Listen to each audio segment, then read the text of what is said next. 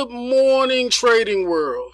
It is February 8th, 2023, and this is my pre-market outlook and technical analysis for day trading the markets. The title for today's outlook, kind of spurred by the State of the Union and Fed speak on yesterday, but it's something I've covered before. But the title is Between Headwinds and Tailwinds, Who to Believe and Who is Just Blowing Hot Air. The one thing that we should all agree on is that we are coming to a fork in the road. Technically, I can point to it as a shift in momentum and possible change in trend. So there are choices that have to be made, sides to choose. Do we go up or down from here? Will it be a new bull market or a bear market at the breakout of the new trend or continuation? Everyone sees the fork in the road, but everyone interprets the data differently. Whether talking markets or politics, which the latter I don't care to discuss, but narrative plays an important role. The key to any narrative is the data or the numbers.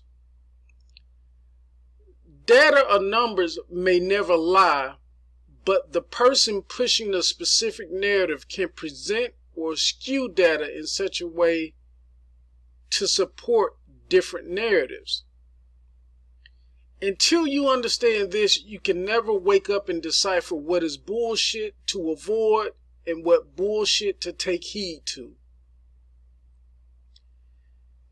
There's usually always some truth in a lie, just like there is real data in false narratives. I have said it before, if you listen to government reports, you are behind and being fed a narrative that is not quite true. I like to listen to earnings reports, not necessarily to get a jump on numbers, but for guidance they provide in their sector and how it translates to the real world. Companies like Apple, Walmart, and UPS are like small countries, and they are good at making money and staying ahead of major shifts in the economy. Their livelihood depends on them being profitable. So when they start cutting costs, cutting jobs, preparing for a slowdown, I believe them.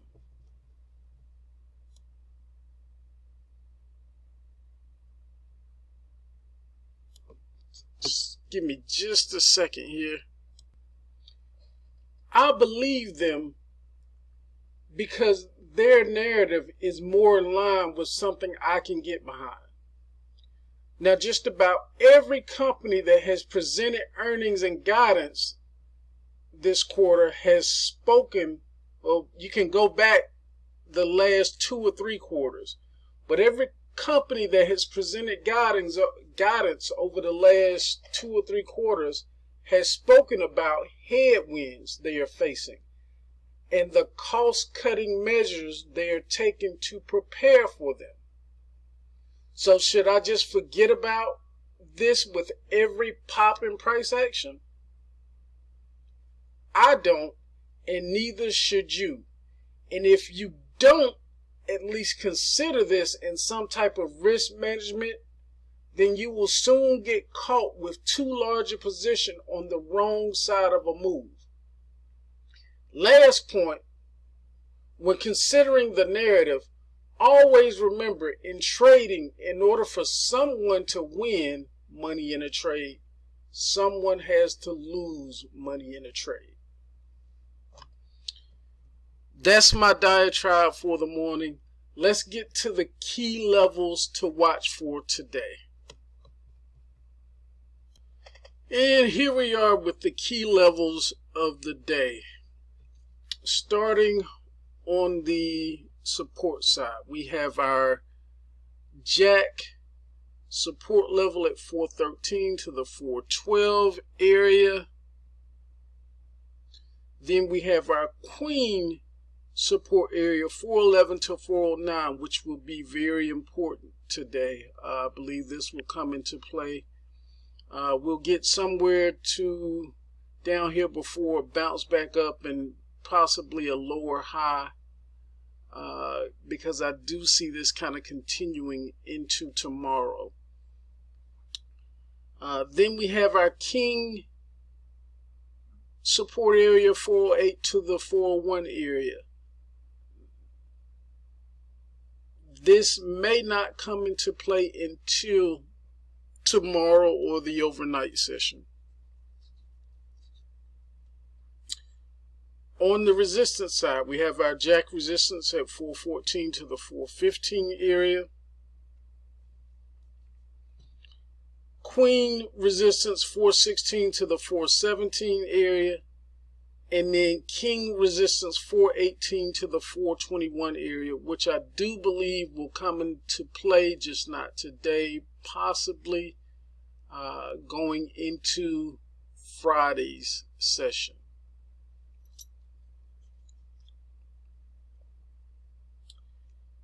The main thesis for today is bearish, closing below the 415.19 with a projected target low of between 414 and 406.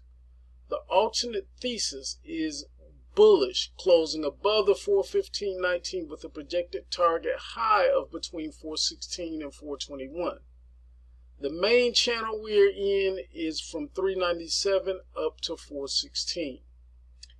The main channel above that is 416 to 425. Yesterday, market strength and breadth started low and worked higher in a small range until the Fed speak happened. Then we got a nice explosion higher, then coming back down near where it all started, and then taking off again only to top the previous range that it just created. I expect some retrace of yesterday's range and then some consolidation at the lower end before trying to push back up. We do have harmony between the technical side, which is bearish, and the quant side, which is bearish. That brings us to the scenarios of the day. All right, here we are with our first and most probable scenario. It is our rounded reversal day type structure. We could get a continued push higher toward the Jack or Queen resistance area and find midday chop around either the possible, I know I say Queen or King resistance, but I definitely have a preference of the Queen, somewhere between the Jack and Queen resistance area today, before going back down with the same energy or force we went up with the first part of the day. So this is our rounded reversal day type structure.